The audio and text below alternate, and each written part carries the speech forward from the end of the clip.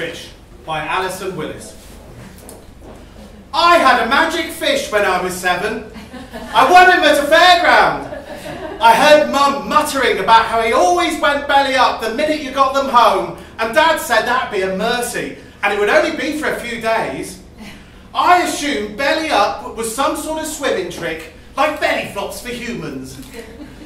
At home, Mum found a big glass vase, and I put my fish in it, along with some pebbles and a Lego castle. I called him Wish Fish because the man at the hoopla stall said he granted wishes. The fish flakes Dad bought smelled grim, but they were pretty colours, like confetti. On the first night, I watched him ages, waiting for some magic, but he just swam around, mouthing madly like fish do. But as I turned away in disappointment, a waggling fin beckoned, and I laid my ear against the cool surface of the vase. "All right," said Wish Fish.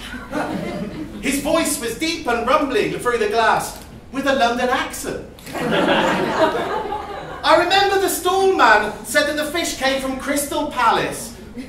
I thought of a glass mansion full of flickering fins. "You decided on your wishes yet?"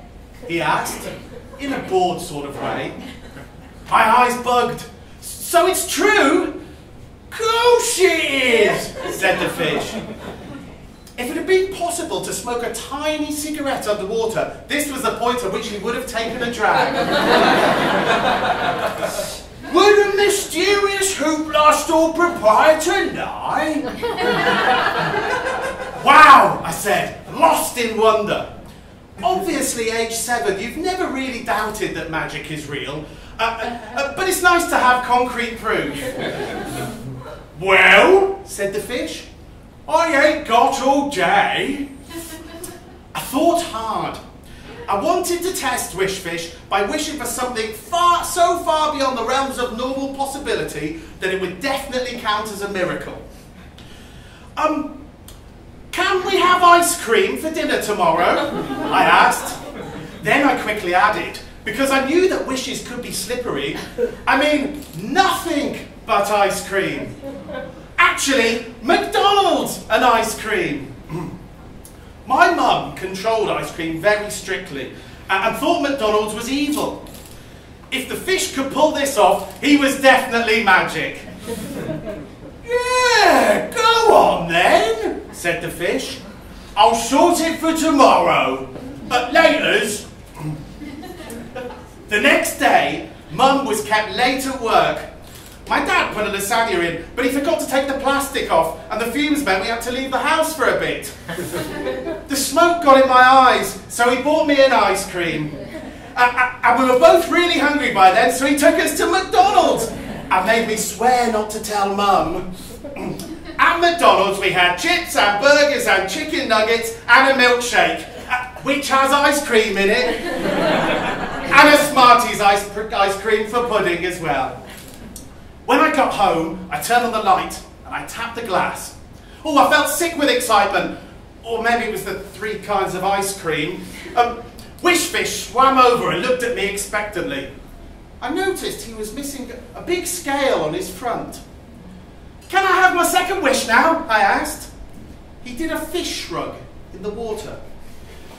It was my 8th birthday next week, and I'd asked for a Nintendo DS, but I didn't trust my mum to get one for me because she was always on about how bad video games were. I could have just wished for the DS, but I was cunning. "I want you to change my mum's mind about video games so that she gets me a DS and games for my birthday." If the fish had teeth to suck, he would have sucked them. "Ain't gonna be easy," he said eventually, "but okay." He twirled in the water and a scale floated free and it drifted to the bottom of the vase, glinting. "What's that?" I said. "Oh," he said, "every time you wish, I lose a scale.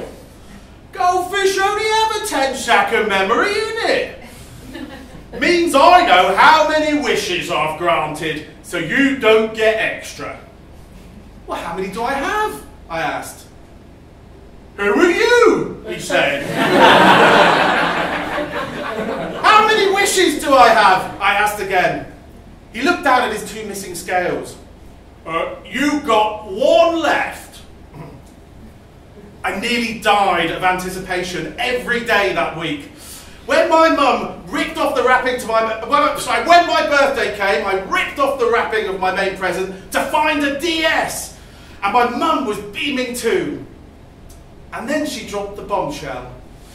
"Everyone knows you've got to be careful when you wish. And I haven't been careful enough." "I got you some games too," she said eagerly. "They have educational ones now." I immediately took my grievance to Wishfish. I'd have to spend my last wish wishing for more games, and it wasn't fair. "Not fair?" he said. "Not bleeding fair? I'll tell you what's not fair. After I grant your last wish, I lose my 3rd scale and I die, mate. That's not fair." My lip wobbled. I'd grown quite fond of Wishfish. "Why do you think that fairground fish always go belly up after a few weeks? Greedy little children use all their wishes and then the fish die." So that's what going belly up meant. It didn't sound so fun now. "What can I do?" I asked. "What can you do about what?" he said. I'd clearly reached the 10-second limit again. But eventually we worked out a plan where I'd use my last wish to make Wishfish live forever. Then I'd flush him down the loo, and he'd go and tell the king of the goldfish that I'd done him a favour, and the king would grant me infinite wishes and therefore infinite DS games. "Everybody wins," said Wishfish as I held the vase over the toilet bowl. You probably won't be surprised to hear that I never saw Wishfish again. And the king of the goldfish didn't grant me infinite wishes or DS games. I had to play Professor Layton and the Curious Village all that long hot summer. And every time I did, I cursed the soul of that cheating carp. But you don't realise about pets when you're 8, do you? Even if you're repeatedly told that they can't eat chocolate, don't like wearing hats, and the rest of it, kids rarely remember or respect the limitations of animals, even magical ones. So it was only when I was 10, and Wishfish had been swimming happily about in the sewers or in the King of the Goldfish's crystal palace for a full 2 years, the penny finally dropped. It was my fault. You see, I'd wished for Wishfish to live forever, but I hadn't wished for him not to forget. And with a 10-second recall, how would he remember to tell the King of the Goldfish to give me infinite wishes? Wishes are slippery things, and you've got to make them watertight. I know Wishfish is out there somewhere, chased forever by the nagging feeling that there's something he's forgotten. That's all right though. I forgive him, and I don't mind really, because I've got an Xbox now.